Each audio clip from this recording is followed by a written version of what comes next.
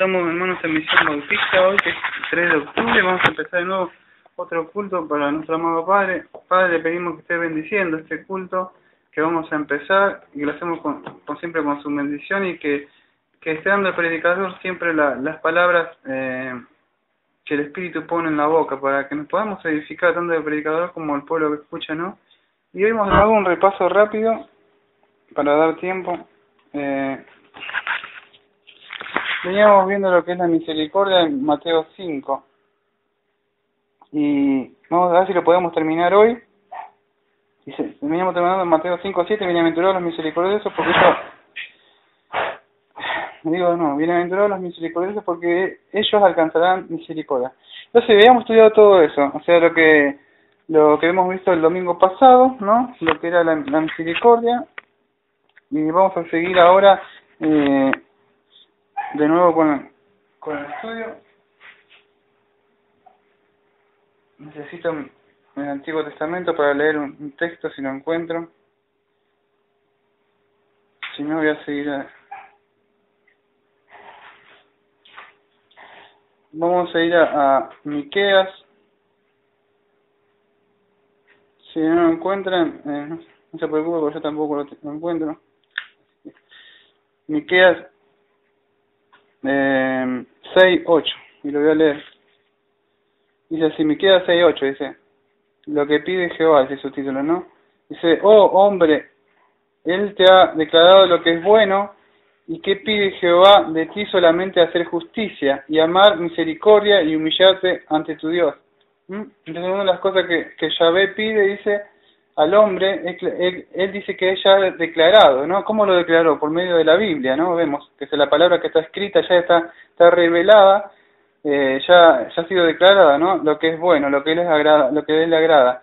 Y lo que pide de ti solamente, o sea, dice que es hacer justicia, y amar misericordia y humillarte ante Dios, ¿no? Hacer justicia son aquellas personas que hacen, ya lo vimos, ¿no? Que buscan hacer la voluntad de Dios, ¿no? O sea, lo que está escrito en su palabra revelada, ellos buscan hacer eso es hacer justicia, hacer lo que Dios quiere. Amar, ¿no?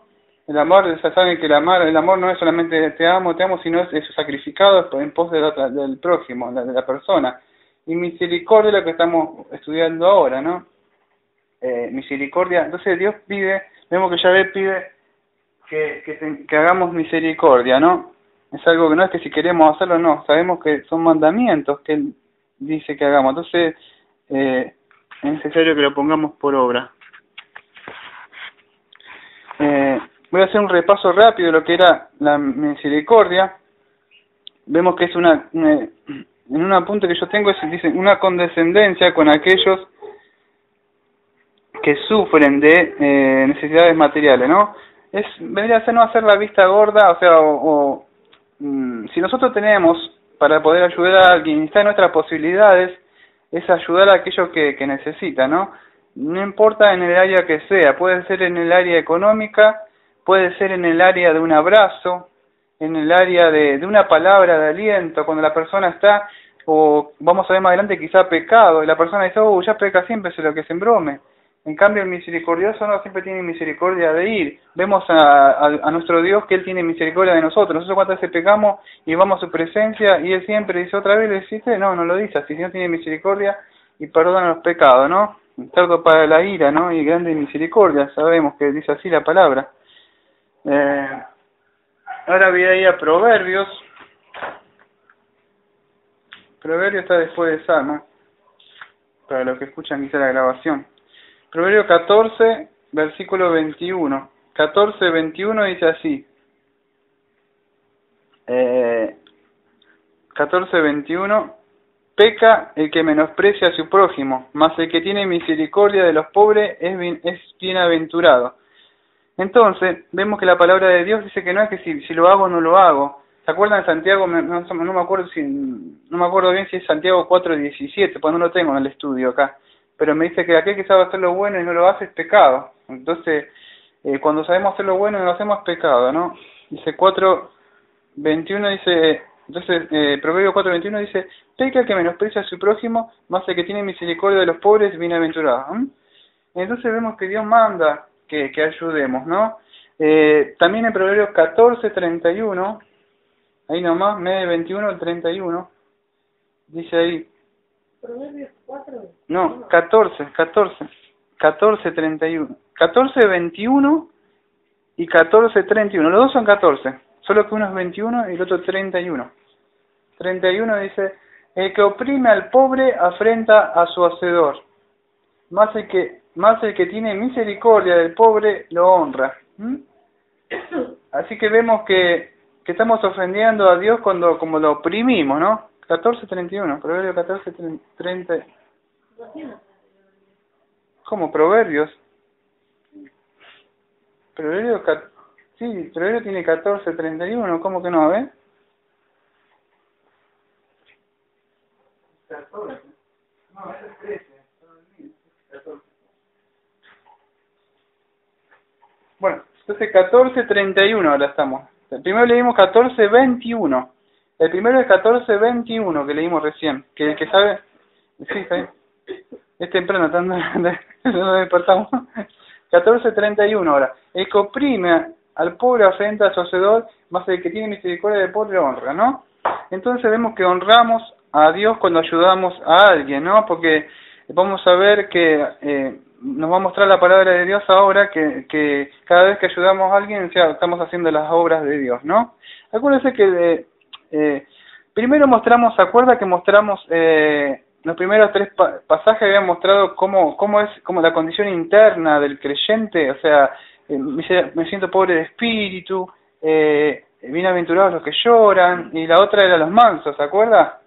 Bueno, me parece que era así, ¿no? Ahora yo tengo enfrente mío, sí, los que lloran, los pobres de espíritu, los mansos. Pero estamos mostrando ahora, eso era la condición interna del creyente, ahora estamos mostrando la condición externa del creyente. Primero cómo me siento por dentro, después, ahora es cómo yo estoy obrando por fuera, cómo sería el cristiano por fuera, ¿no? Espero que se vaya entendiendo lo que voy diciendo.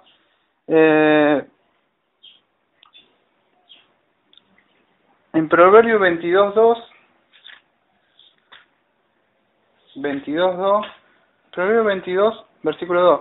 El rico y el pobre se encuentran, a ambos los hizo Yahvé, dice, ¿no? La palabra.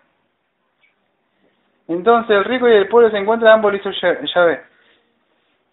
Vemos que tanto el rico como el pobre están en este mundo caminando juntos, ¿no? Siempre van a tener un encuentro.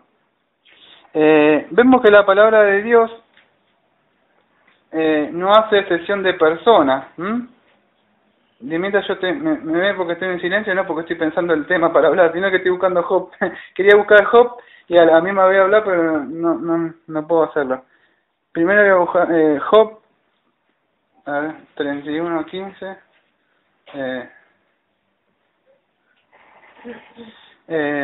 De paso voy a buscar Job 31:15. Es así. Entonces el rico y el pobre están acá en este mundo. Y vemos que siempre se hace excepción de personas. En un ratito lo vamos a ver, ¿no? Pero Job 31:15 dice así: el que en el vientre me hizo a mí, no lo hizo a él, y no nos dispuso uno mismo en la matriz. O sea, vemos que todos venimos del mismo lugar, ¿no? O sea, todos nacemos, no es que el rico dice, bueno, yo nazco en una cuna de oro y estoy en las mejores mansiones, no. Todo lo que está acá se va a ir, ¿no? Como dice Lucas 12:20, dice, él ya no tenía lugar donde poner, dice, sus riquezas, y Yahvé dijo, necio, y vengo a pedir tu alma. Dice, ¿de quién será todo lo que tienes ahora? Como dice Eclesiastés, dice, vanidad de vanidades, dice, todo lo que estaba. ¿Se acuerda que dice el rey Salomón? Dice que él construyó, tuvo un montón de mujeres, tuvo riquezas, y tuvo una vida, como diría, ni siquiera preocuparse para comer, no tenía, él tenía todas las cosas que quería tener, las tuvo, ¿no? Pero al final de su vida, ¿qué pasa? Siempre se encontró como vacía. ¿Se acuerdan también de Eclesiastés de nuevo que dice que es vanidad de vanidad? Y después termina el versículo 12 diciendo de que el fin el cual es agradable, o sea, servir a Dios. Entonces vemos que todas estas cosas, a veces parece que necesitamos todas las cosas, pero en sí lo único que ocupa nuestro corazón debe llenar es Cristo, ¿no? Es la medida justa que ocupa. Entonces debemos, pero en este mundo vamos a encontrar tanto ricos como pobres, ¿no? La palabra de Dios no hay, o sea, la palabra de Dios no nos manda a hacer una excepción de personas. No es que Dios hizo primero al rico y después hizo al pobre, o al pobre primero y después al rico. No, estamos todos por iguales. Fíjese que en Génesis 9:6 dice de que el hombre fue creado a la imagen de Dios, ¿no? Lo voy a leer mejor porque de memoria no me lo acuerdo. Génesis 9, versículo 6 dice así. 9:6 dice: el que derramare sangre de hombre, por el hombre de su sangre será derramada, porque a imagen de Dios es hecho el hombre. Así que el rico y el pobre, no importa si tiene plata o poca plata, los dos han hecho a la imagen de Dios. Solo que ustedes saben que por causa del pecado el hombre ha sido corrupto, ¿no? Entonces no es que las riquezas sean malas, no es que sean malas. ¿Se acuerdan? Me parece que en 1 Timoteo 6 dice de que lo malo es el amor a la riqueza. Bueno, entonces vemos que este texto que dice Génesis 9:6, que somos hechos creados a la imagen de Dios, no fue escrito antes de la caída, sino después de la caída. ¿Por qué vemos eso? ¿Por qué aclaramos eso? Para decir que si se hubiera escrito antes de la caída, cualquier persona habría dicho, bueno, después de la caída entonces ya se distorsionó esa imagen. Pero no, Génesis 9:6 está escrito después de la caída. Acuérdate que la caída está en el versículo 3, ¿no? Entonces, el hombre sigue siendo la imagen de Dios. No es que perdimos esa imagen. Nuestra imagen está distorsionada. Los cristianos, ahora lo que estamos haciendo, no es que estoy hablando por hablar, por llenar el tiempo acá, estoy tratando de poco tiempo que tengo de aprovecharlo. Nuestra imagen se va aclarando cada vez. ¿Se acuerdan que es en 2 Corintios 3:18, si no me equivoco, que vamos de gloria en gloria? Entonces nosotros vamos formando los atributos de Dios. Siempre digo los atributos de Dios porque esos atributos deben ser cuando hablo siempre los atributos de Dios, los atributos de Dios, los atributos de Dios yo, es porque esos atributos debemos reflejarnos nosotros. Si ahora somos cristianos, es como la moneda del rey sería, ¿no? Como un sello. ¿Se acuerda que el sello tenía una marca? Y la marca era, el sello tenía la marca del rey, ¿no? Entonces nosotros somos sellados con el Espíritu Santo. Entonces ahora debemos demostrar esos atributos de Dios. Bien, todavía no somos perfectos, no estamos en la perfección. Pero a medida que vamos aprendiendo la palabra de Dios acá, y nos vamos llenando de conocimiento, debemos tener sabiduría para poder aplicar. Ahora sabemos que es misericordia. Entonces debemos, en toda nuestra vida, no decir que vamos a hacer algo ahora y decir, uy, soy misericordioso, empiezo a ayudar a todos, ¿qué necesitas? Y después yo me quedo, como decía en mi barrio, una pampa en la vía, me quedo esperando a ver qué pasa conmigo. No, hay que tener un poco de sabiduría, no hay que ser, eso sería una necesidad, una tontería hacer eso, porque el hombre dice que no provee para su casa, está negando la fe. Entonces yo hago eso y no doy para los míos, digo, le voy a comprar libros, le voy a dar a los otros, y después vengo a mi casa y no tengo nada. Digo, no, pues yo tenía que ser misericordioso. No, la Biblia también nos enseña que seamos inteligentes, y por eso, por ahí se hacen muchas tonterías, ¿no? Como la gente, yo veo que dice, vamos a diezmar, y le pide el diezmo y dice, no, yo ya diezmé para la iglesia, no tiene nada. Porque no tienen sabiduría, o no leen la escritura, como siempre decimos, porque hay que saber bien lo que dice las escrituras, si no yo estaría, la Biblia no se contradice, dice, tenés que dar para allá, y digo, pero yo di lo que daba, pero ahora no tengo, no se puede estar contradiciendo la palabra, después hay que dedicarle tiempo, o por lo menos tratar de escuchar los cultos a lo que dice el ministro, ¿no? Así tenemos sabiduría y poder aplicarla. Vamos a Santiago 2:14, Santiago 2, versículo 14. Vemos que esto que sucede, no se sorprenda si se en el mundo sucede estas cosas, no, porque vamos a ver que dentro de la iglesia también sucede estas cosas, ¿no? Yo ahora le voy a mostrar algo rápido. En Santiago 2:14 voy a ver, pero primero voy a ir en Santiago 2, voy a ir. Dice, contra la acepción de personas. Hermanos míos, no tengáis con la acepción de personas la fe de nuestro glorioso Señor Jesús, el Mesías, porque si en nuestra sinagoga, o sea, en el lugar donde nosotros nos congregamos, ahora sería acá, entra un hombre con anillo de oro, con ropa espléndida, y también entra un pobre con vestido andrajoso, y miráis con agrado al que trae la ropa espléndida, y decís, tú siéntate confortablemente aquí, y decís al pobre, quédate tú allí de pie o siéntate aquí debajo de mi escabel, no hace distinción entre vosotros mismos. Y bueno, y ahí Santiago empieza a hablar cómo el pobre se es oprimido por el rico, ¿no? Dice, hermanos, en el versículo 5, hermanos míos, no escogió Dios a los pobres según el mundo para que sean ricos en fe y herederos del reino que prometió a los que aman, pero vosotros habéis afrentado al pobre, no oprimen a los ricos y ellos mismos, bueno, ahí vemos que Santiago dice que adentro de la iglesia aparentemente estaba viendo en esa época una sección de personas. Si vos tenés el mejor vestido, si vos no venís de traje, si vos no tenés esto, si vos, pero vos no estás ofrendando para la iglesia, todavía una excepción. Siempre el que tenía más aparentemente es como se estaba metiendo el mundo adentro, ¿no?, de la iglesia. Y hoy vemos que ya se terminó casi de meter, donde vemos en las iglesias, vemos que si no tenés, a veces no siempre sucede, pero los siervos hoy no se eligen.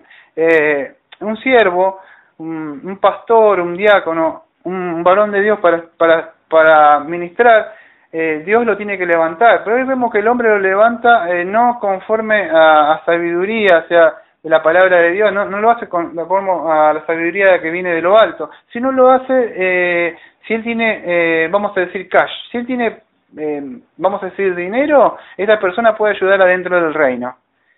No importa si él sabe la palabra de Dios, no importa si está luchando con su pecado, no importa si esa persona se está santificando. No, si no tenés plata, acá no servís, porque eso no sirve.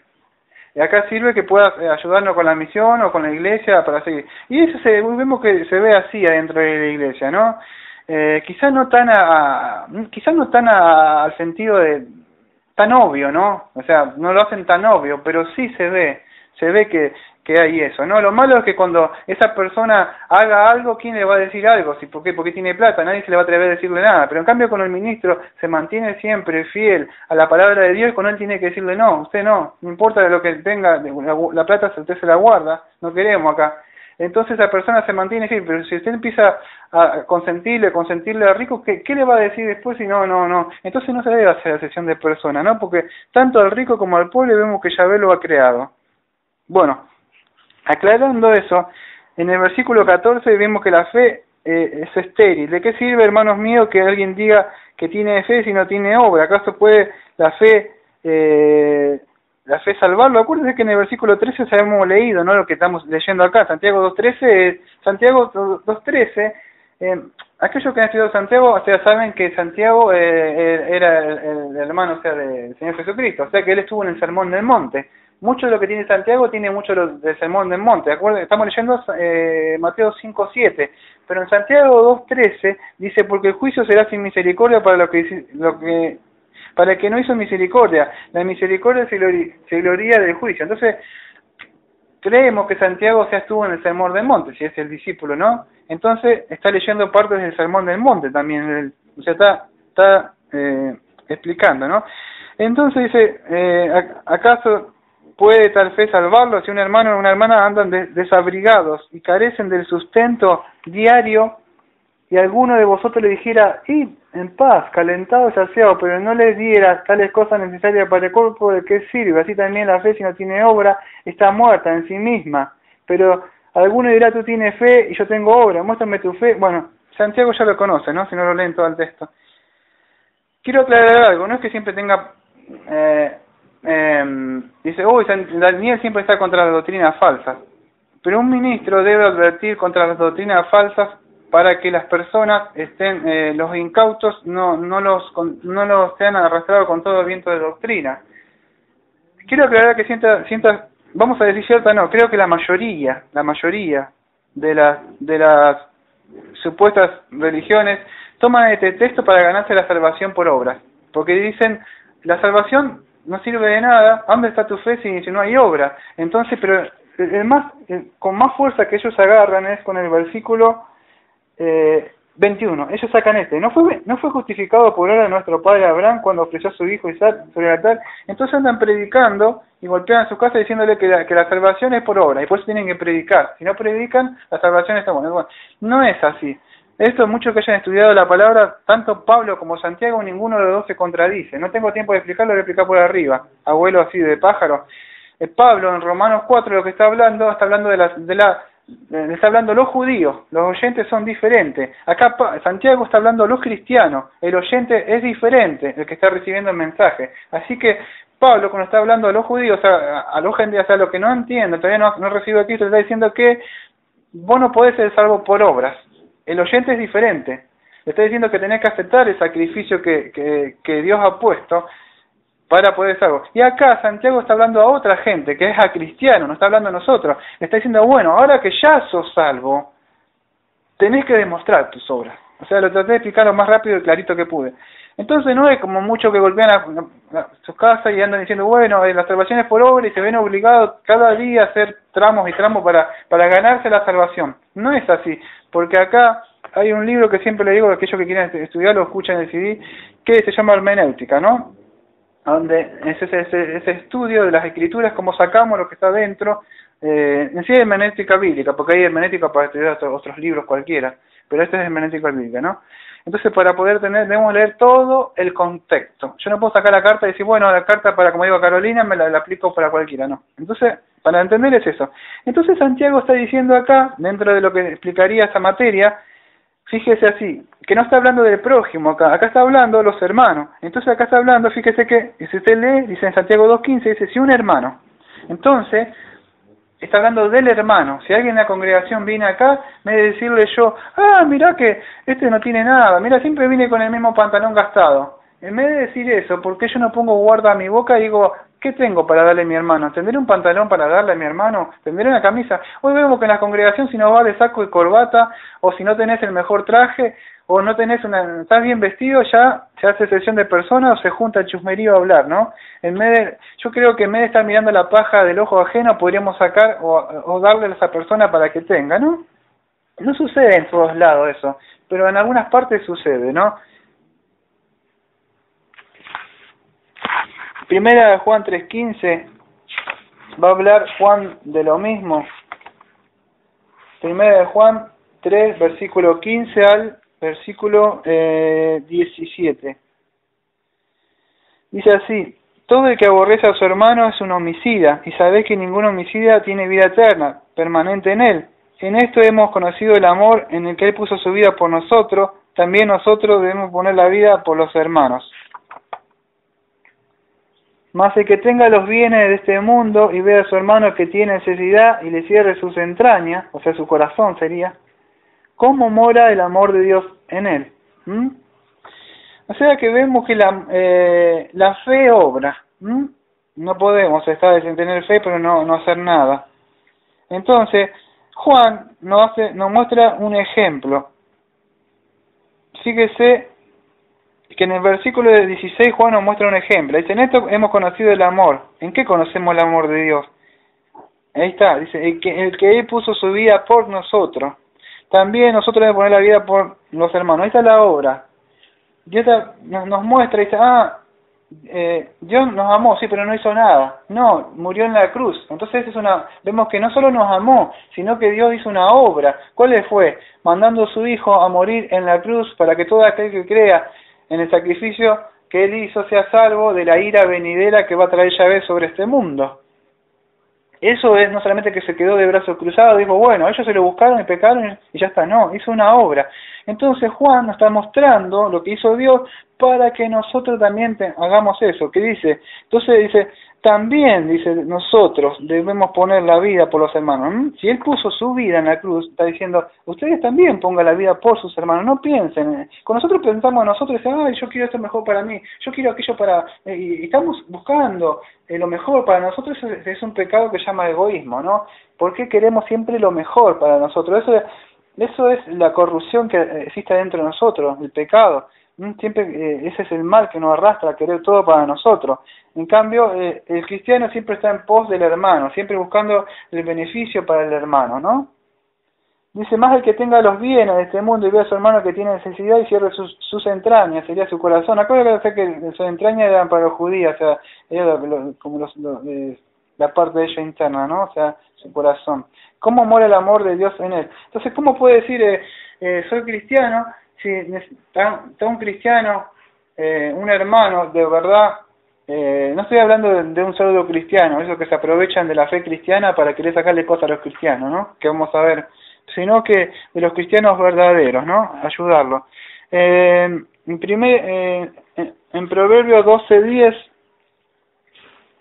Proverbios 12:10,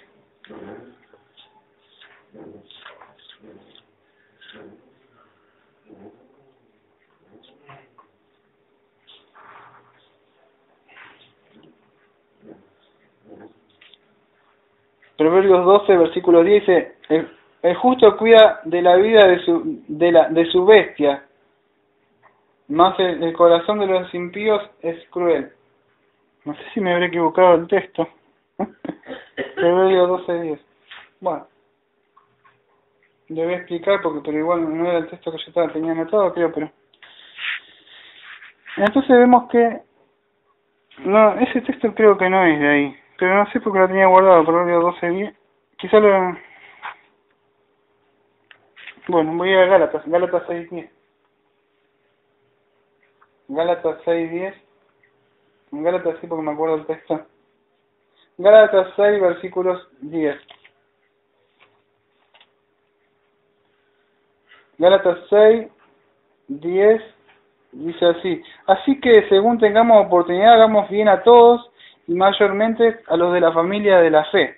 Entonces Pablo estaba diciendo que cuando tengamos oportunidad, o sea, sea oportuno, sea para nosotros, cuando tengamos esa oportunidad, digo, yo tengo la oportunidad ahora de poder ayudarlo, hagamos bien a todos. Pero fíjese lo que dice Pablo, dice a todos, pero después dice mayormente a los de la familia de la fe, a los que son los hermanos. Dice, debemos ayudar a todos. Pero la palabra de Dios dice, pero primero, o sea, primero, mayormente, primero ¿a quién? Mayormente a los que son coherederos con nosotros de la familia, ¿no? Y la otra vez se vuelve a aplicar el mismo principio. Si un padre tiene para ayudar a alguien, lo va a ayudar, pero no va a dejar de cuidar a su familia primero. Hay que saber ser un mayordomo fiel y saber administrar los bienes que Dios nos dio. Si yo empiezo a dar para todos lados, pues no tengo para los míos, entonces no estoy administrando bien los bienes que Dios me ha dado en este mundo. Debo ser un buen administrador. Ahí nomás en Gálatas 6, versículos 2. Sí, 8 versículos atrás, nada más. Estamos en Gálatas 6:10, ahora 6:2. Dice, sobrellevad los unos las cargas de los otros y cumplid así la ley de Cristo. Entonces, dice, sobrellevar los unos las cargas de los otros y así cumplir la ley de Cristo. Debemos ayudarnos a llevar nuestras cargas nosotros mismos. No podemos decir, bueno, que la haga él, que se embrome, sino debemos tener misericordia de las personas, ¿no? Deber ayudar a las personas, mayormente lo que son los hermanos, ¿no? Hay mucha gente donde vivimos en un mundo donde sabe que el cristiano debe hacer eso. Entonces, ¿qué pasa? Se aprovecha del que este cristiano, este es un bonachón, lo voy a vivir. Pero el cristiano debe ser muy inteligente. Hay gente que dice, la Biblia manda ayudar, y después los viven. Le empiezan a sacar cosas, le empiezan a sacar cosas, le empiezan a sacar cosas, le empiezan a sacar cosas, y la persona dice, porque yo creo en Dios, debo ayudar. Y después esa persona termina siendo una persona que no tiene sabiduría en sí, porque cree que debe ser una persona buena. Y en sí Dios nos manda a que seamos buenas personas, pero también que seamos inteligentes. Porque si no, viene cualquiera y nos pide la capa y nos va a dejar desnudos. Entonces, fíjese en Mateo 5, 43 a 46. Mateo 5. 43 a 46. Dice así. Acerca de los enemigos. ¿Oíste que fue dicho? Esto lo vamos a hacer más adelante, o sea, todo. Dice, amarás a tu prójimo y aborrecerás a tu enemigo. Pero yo os digo, amad a vuestros enemigos y orad por lo que os persiguen, para que sean hijos de vuestro Padre que está en los cielos, que saca su sol sobre malos y buenos. ¿Ves? Sobre ricos también podría ser y pobres. Y hace llover sobre justos e injustos. Los que hacen la voluntad de Dios y los que no hacen la voluntad de Dios igual reciben el beneficio de la lluvia. Dice, y 46 dice, porque si amáis a los que os aman, ¿qué galardón tenéis? ¿Acaso no hacen también lo mismo los publicanos? Entonces, no debemos hacer excepción de personas. Dice, bueno, voy a amar solamente acá está dando otro ejemplo también, ¿no? Que solamente voy a amar a los que son solamente de mi familia, pero a los demás que no son de mi familia no los voy a amar, ¿no? Entonces vemos una vez más lo que dice la palabra de Dios, que no es tan fácil. Si yo soy cristiano, pero después cuando alguien me hace algo no lo perdono, sigo guardando una raíz de amargura, sigo guardando un rencor, porque yo me acuerdo que hace 2 o 3 años hablaron mal de mí, o yo me acuerdo que y siguen guardando, ¿no?, rencores hacia el prójimo, ¿no? Entonces, el hombre misericordioso vemos que es una persona que puede perdonar y puede amar a aquellas personas que le han hecho algo, ¿no? Tampoco vamos a ver que, como dicen los mexicanos, una persona mansa no es un menso. ¿Por qué?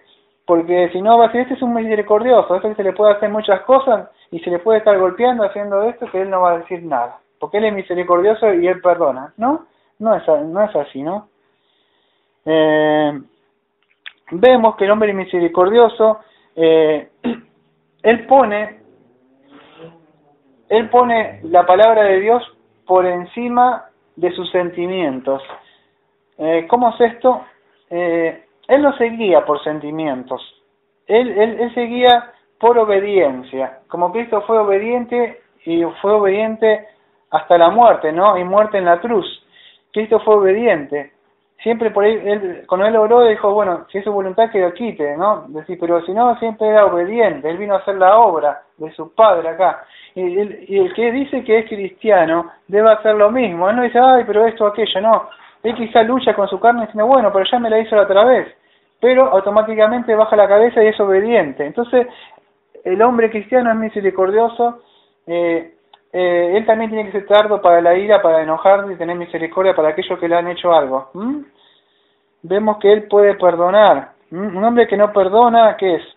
Una persona que no tiene misericordia, ¿no? Porque él dice, no te voy a perdonar. ¿Se acuerdan que vimos al principio del domingo pasado? Que fue, por favor, piedad, perdóname, en Mateo 18. Dice, bueno, le perdona.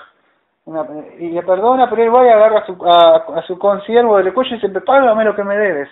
Y él no tuvo, él pidió misericordia, pero él no tuvo misericordia. Lo que está enseñando la palabra de Dios ahí, ya lo vimos eso. Que si Dios te perdonó tu pecado y mandó el sacrificio, o sea, que Cristo hizo en la cruz, te perdonó, y ahora tu hermano te hace algo, y vos no lo perdonás, es porque de verdad no entendiste el perdón de Dios. Porque si Dios te perdonó tan grande deuda que tenías, que no la podías pagar en esta vida, y Dios te la manda a su hijo, muere en la cruz, pero yo voy y no perdono a mis hermanos, yo diría, como siempre digo así, sería como que se pudiera poner en tela de juicio, que no podemos hacerlo nosotros, pero sí por la palabra de Dios. Y hermano, creo que usted no entendió lo que es el perdón de Dios. Si usted no perdona, es muy posible que no aceptó el perdón de Dios, porque no entendió que Dios ya le perdonó. Entonces, como Dios me perdonó, le perdonó, pero tampoco vamos a decir que la persona... hay que tener un equilibrio entre las escrituras, ¿no? Porque si no, desde cada rato yo me voy a estar dejando hacer todas las cosas. Siempre me voy a manejar por la palabra de Dios, ¿no? Espero que se haya entendido. En Mateo 9:36, si no me equivoco, en Mateo 9:36, me parece que Cristo dijo que vino... A ver, lo voy a leer mejor. Que tuvo misericordia. Mateo 9:36 dice así, Mateo 9:36. Y al ver las multitudes se le enternecieron las entrañas, ¿no? El corazón, por ellas, pues estaban extenuadas y esparcidas como ovejas que no tienen pastor. Vemos que Cristo tuvo misericordia, ¿no? Acá no sé si dicen se le enternecieron las entrañas. Bueno, no sé si la leyeron ahí, ¿no? Bueno, yo la leo entonces en Mateo 9:36. Pero lo leo en la versión 1960, voy a leer yo, 1960, que en esta creo que va a aparecer, en Mateo 9:36, va a aparecer lo que yo estaba buscando. Dice así, y al ver la multitud tuve compasión de ellas, porque estaban desparramadas y dispersas como ovejas que no tienen pastor. Bueno, compasión también es un sinónimo que de misericordia, ¿no? Se compadece ante la persona, ¿no? Tener misericordia, compadecerse, ¿no? Bueno, nosotros también lo mismo, me quedé en el texto, nosotros también lo mismo debemos tener compasión de la gente y tener misericordia cuando vemos a la gente que no tiene un pastor o no tiene alguien que las guíe. Ayer cuando le decía a mi señora, cuando salíamos a caminar, veía a la gente no escuchando su cumbia ahí todo el tiempo, y a los chiquitos cuando pasaba le pegaban un golpe en la cabeza, y veía toda la violencia que hay en este barrio, ¿no? O sea, esto me hace acordar a mí que yo a veces me siento como Abraham o como Lot, me siento que estoy como viviendo en Sodoma y Gomorra yo. A veces miro así, cuando estoy en mi soledad, miro el barrio y veo la ira venidera de Dios que va a caer no solo sobre el barrio de La Cera, sino que va a caer sobre todo el mundo. Todo esto va a pasar, en un abrir y cerrar va a haber cielos nuevos y tierra nueva. ¿Qué es cielo nuevo y tierra? El que va a crear cielo nuevo, ya lo explicamos una vez, ¿no? Que Dios va a venir, como dice Apocalipsis, va a venir a morar acá, vamos a vivir en la tierra, como dice el Salmo 37, ¿no? Y esto va a ser todo destruido, yo veo toda la gente, incluso el día de hoy que manda Dios el día del Señor que nos juntemos, no le importa nada, quizás muchas veces, entonces me compadezco, digo, pobre gente, pero cuando uno le quiere predicar la palabra de Dios ya no quieren saber nada, no quiere saber nada, o si quieren saber algo, quieren saber del Cristo equivocado, el Cristo que se puede escuchar la música dentro de la iglesia, me parece que son boliches, no son iglesias esas cosas, y con guitarra eléctrica parece que, no sé, y otros que predican un Cristo de moralidad, y todo es diferente, ¿no? Pero nadie quiere lo que verdad dice la palabra de Dios, y eso a veces me pone mal, ¿no? Entonces debemos tener misericordia de esas personas y predicarles. En Filipenses 2, versículo 1 al 4, Filipenses 2, versículo 1 al 4,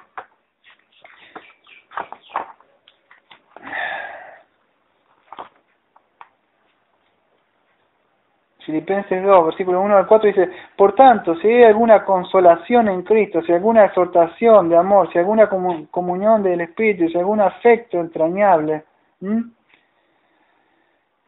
y compasión, completad mi gozo para que sea del mismo sentir, teniendo uno mismo amor, unánime, teniendo los mismos sentimientos, no hagáis nada hagáis por rivalidad ni por vanagloria, sino con humildad, considerándose los unos a los otros como superiores a vosotros mismos, no mirando cada cual por su propio interés, sino también por el de los otros, ¿no? Esto vendría a ser, dice el título de ser como Cristo. Acá nos muestra, la palabra de Dios no solo nos da doctrina, acá estamos viendo lo que es la práctica ya, ¿no?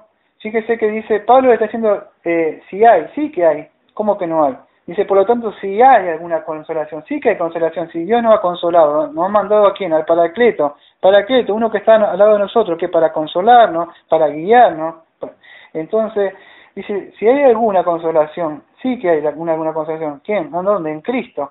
Si alguna exhortación de amor, si alguna comunión del Espíritu, si algún afecto y compasión, ¿no? Entonces debemos tener, si nosotros, Dios tuvo compasión, vamos a decir, de Carolina, sí, tuvo compasión. Entonces ahora yo tengo compasión, yo debo tener compasión ahora, si Dios tuvo compasión de mí, yo tengo que tener compasión de quién. Acá acuerda que le está hablando de la iglesia, ¿no? Yo debo tener compasión de mi hermano, o de mi marido, o de mi mujer. ¿Por qué? Porque Dios tuvo compasión de mí.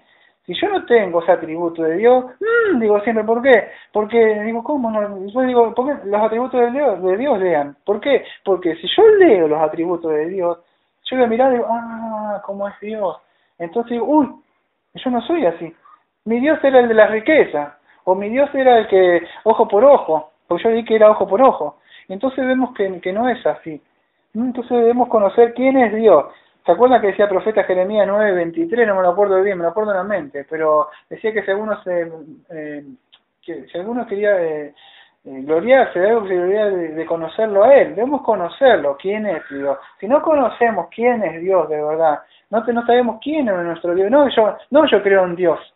Si no sabemos quién es Yahvé, quién es Yahweh, quién es Ham, no sabemos quién es el Dios de Abraham, el Dios de Jacob, no sabemos quién es Él, no vamos a poder reflejarnos a Él. Cualquiera que tiene un padre se refleja igual, no dice cómo camina igual que el padre. Otra vez estaba con mi suegro acá y vino mi sobrinito, ¿no? Que es cuñado, perdón, porque estoy en la prédica. Mijael. Y me preguntó si se parecía. Digo, sí, uno más de la familia, porque todos aquellos que no saben tienen anteojos. Entonces que se va pareciendo a la familia, ¿no? Le van pasando. Todo lo que es nacido de nuevo va a reflejar los atributos de Dios. ¿Por qué? Porque es, como dicen en el mundo, de tal padre a tal astilla, ¿no? ¿Qué quiere decir eso? Que si el padre es fortachón y grande, dice, mirá, salió como el padre, dice, grandote y fortachón. Se ve que dijo él, pero es morocho, es fuerte y salió medio rubiecito y dice, me parece que no sucede, ¿no? Bueno, lo mismo sucede en el plano espiritual, ¿sí?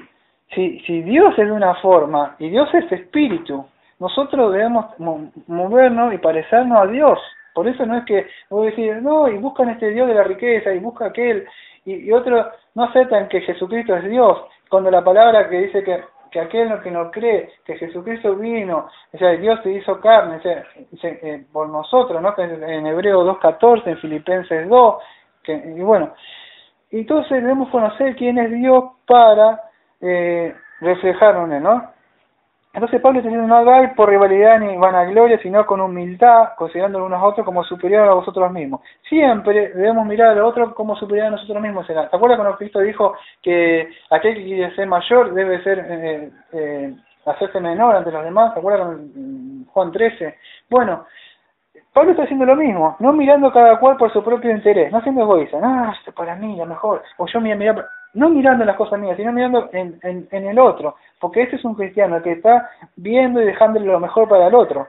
Entonces no debemos mirar lo mejor para nosotros, sino por el de los otros, ahí está, sino por el bien del hermano, siempre mirando lo mejor para el hermano.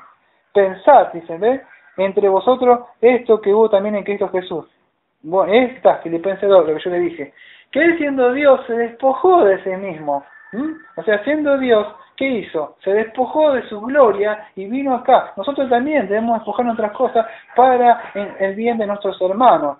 No decir yo esta es la mejor parte, o esto, aquello, o quizás esto, o el mejor saco, o la mejor... No, siempre diciendo, viendo, no, yo para el otro, porque eso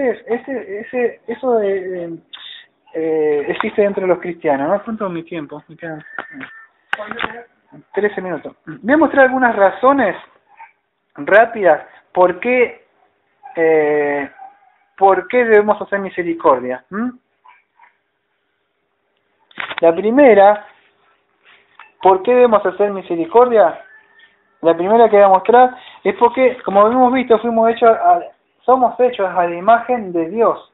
Y si Dios existe, vamos a ver Efesios 2, 8 al 10.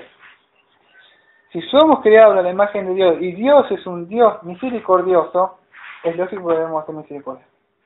Efesios 2, 8 al 10. Voy a leer el 10, pero en sí voy a leer el 8 y el 9, pero el 10 que voy a explicar. Dice así: porque por gracia habéis sido salvados por medio de la fe, y esto no es de vosotros, es el don de Dios, no por obras, para que nadie se gloríe. Pero el 10 dice así: porque somos hechura suya, creados en Cristo Jesús para buenas obras, las cuales Dios preparó de antemano para que anduviéramos en ellas, ¿no? Entonces, nosotros somos, dice, porque somos hechura. Hechura quiere decir que Dios nos está haciendo la imagen de Cristo ahora. Hechura, Dios nos está formando a la imagen de Cristo. Dios está haciendo así. Nosotros somos el barro y Dios nos está formando, el alfarero está formando. ¿Vio cuando dice esa alabanza, no sé de quién es, que dice algo del alfarero? Uno de esos cantantes que dicen que son cristianos, que él es alfarero, bueno, algo así.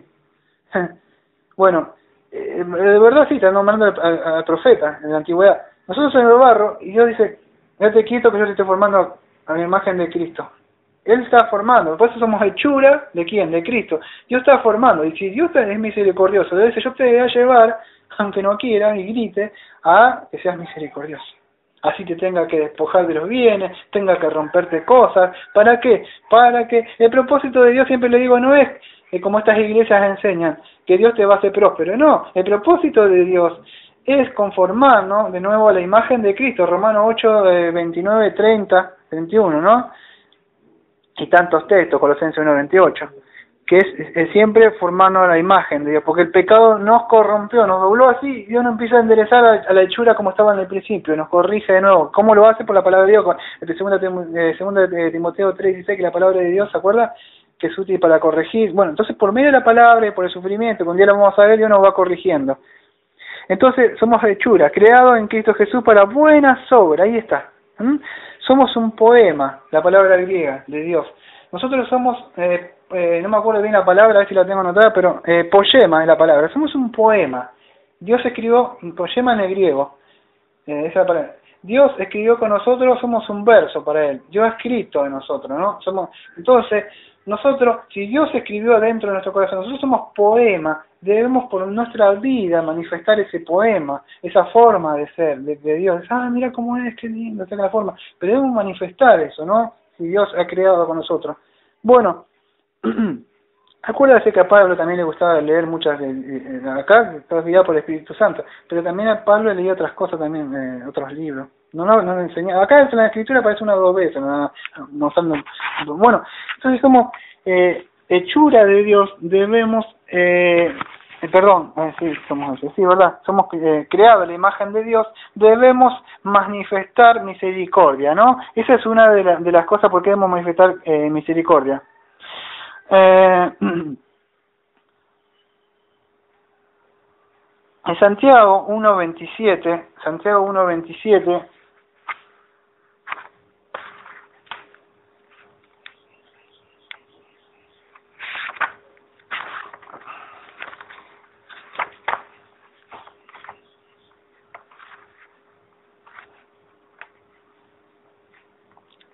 dice así: la religión pura y sin mácula, o sea, sin mancha, delante de Dios y Padre es esta: visitar a los huérfanos y a las viudas en su tribulación y guardarse a sí mismos sin mancha del mundo. ¿Cuál es la verdadera religión? Vivir adentro de la iglesia, hacer todo lo que mandan ellos, los shows, no, dice que no. ¿Cuál es? Ir a los estadios, no. ¿Cuál es? Dice, la religión pura y sin mancha delante de Dios es esta. Dice, está hablando de la iglesia, ¿no? O sea, visitar a los huérfanos y a las viudas en su tribulación, o sea, en su sufrimiento, y guardarse a sí mismo sin mancha del mundo. Entonces, hacer misericordia vendría a ser. ¿Qué es misericordia? Acuérdense que acá están nombrando, Santiago, está dando un ejemplo, Acá no hay, por ejemplo, viudas, no hay ni huérfanos, o sea, por lo menos en esta misión bautista. Pero si hubiera alguien, dice la palabra de Dios que dentro de esta iglesia se tendría que ayudar, ¿no? Lo que está hablando acá sería un sinónimo de hacer misericordia. ¿Por qué? Porque dice ayudar. Y la otra nos está mandando que nos guardemos sin mancha del mundo. Está hablando de santidad, que no te contaminen con el mundo, ¿no? Con el sistema que gobierna este mundo, ¿no? Bueno, ahí habla de misericordia en Santiago, ayudar a los hermanos. En Mateo 5:14 al 16, Mateo 5:14 al 16, vamos a ver por qué también debemos hacer eso. O sea, misericordia. ¿Por qué se debe hacer? Mateo 5:14.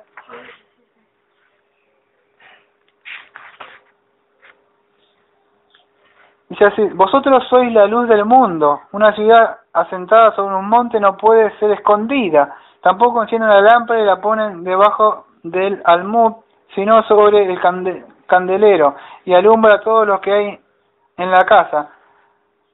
Así alumbre vuestra luz delante de los hombres, de forma que vean vuestras buenas obras y glorifiquen a vuestro Padre que está en los cielos. Como siempre le digo yo en esta misión acá en esta iglesia, fíjese que dice así el versículo 16: así alumbre vuestra luz. ¿Cristo quién es? Cristo, nosotros no tenemos luz propia. Dice, yo soy la luz. ¿Quién dijo? Jesucristo dijo. Entonces nosotros si somos hechos a la imagen, hechura de Cristo, debemos ser luz. Dice, así alumbre vuestra luz. Como nosotros no tenemos luz propia, tenemos la luz de Cristo, o sea, nosotros reflejamos lo que es Cristo. Entonces dicen, así alumbre. ¿Cómo va a alumbrar? ¿Cómo si yo no tengo? La única forma de alumbre es con el Espíritu Santo que alumbre. Entonces, ¿cómo va a alumbrar eso delante de los hombres? Ahí está. De forma que vean. Eso es lo que quiero que queden claro. Siempre le digo, la gente está atenta a ver lo que hacen. Fíjese lo que dice la palabra de Dios. De forma que vean sus buenas obras. Dice, ¡ja! Si yo la escucho, dice. Y están siempre atentos a ver qué va a hacer, qué dijo Jesús. Me dice, si yo la escucho como habla. Entonces digo, no, atento. ¿Por qué? Porque ellos no están interesados en qué le vas a predicar. Ellos están viendo en qué haces vos. No importa si sos cristiana, si si sos bautista reformado. No, porque yo creo en el calvinismo. Yo creo en la reforma de Martín Lutero. Está bien, creemos en la reforma nosotros. Somos reformistas, que la iglesia se corrompió, y nosotros viendo eso venimos de lo que es la reforma. O sea, el Martín Lutero que vendía, ¿se acuerdan? Venimos de lo que es la reforma. Pero no por eso somos salvos. O sea, ¿por qué? Porque somos bautistas reformados. No somos salvos de eso. Es porque creemos en Cristo Jesús, y al creer en Cristo Jesús somos salvos por gracia, ¿no? Por gracia, por medio de la fe. Aceptamos. Me quedan 5 minutitos. Y entonces somos salvos por eso. Pero ¿qué pasa? Pero debemos hacer estas obras que Dios manda. La fe, o sea, dice que demanda que hagamos obras, ¿no? Así alumbre vuestra luz delante de los hombres, de forma que vean vuestras buenas obras. Y cuando vean que van a hacer, dice, van a hacer esto. Y glorifiquen a vuestro Padre que está en los cielos. Entonces cuando ven las obras, dice, es un cristiano. Sí. Ese se ve que es un cristiano. Sí. O por más dice, no, pero yo lo conocía como era. Bueno, pero ahora ¿cómo es? Pero Dios lo transformó. Es verdad, gloria a Dios, dice. Porque se ve que lo transformó este hombre. Entonces glorifican a Dios no por lo que vos fuiste, o lo que hayas ido hace 1 año, 2, 3, antes que vengas al Evangelio, sino porque ven que Dios hizo una obra en esa persona, lo creó del barro, hizo una vasija útil para usarla en el ministerio. Entonces cuando ven eso dice, yo me acuerdo cómo era Carolina, yo me acuerdo cómo era Daniel. Entonces hay poder en Dios para transformar vida. El poder de Dios más grande que hay, el milagro más grande que por lo menos que se puede acá, no es levantar enfermos, hacer sanidades como hacen esta iglesia. Es una vida transformada, una vida que se transformó y ahora se parece cada día más y más a su Creador, porque se deja transformar por Él. Eso es cuando la persona habla. Por eso digo, cuídense, no digan esto, no, ¿por qué? Porque la gente anda viendo. Yo escuché, porque la palabra de Dios dice, porque yo no como muchos predicadores que dicen, yo sé la Biblia, pero por lo menos la he estudiado un poco y digo, no, la palabra dice para que vean, dice. Y ellos están viendo, a ver, en qué te equivocaste, en qué caminaste, qué estás diciendo, para poder hablar o glorificar a tu Padre. Entonces está en vos. ¿En qué querés? ¿Que glorifiquen a tu Padre cuando hablas o te ven? ¿O querés que digan, este es cristiano? No, para hacer, como yo leí ayer en un Facebook que estaba diciendo, uno se puso a hablar muchas cosas y uno me dio lástima, de verdad me dio lástima. Porque uno lo que había escrito ahí abajo de la cosa dice, para ser cristiano como este, no prefiero ser cristiano. Dijo yo, qué lástima, no glorificó a su Padre. Seguimos, me falta media hora.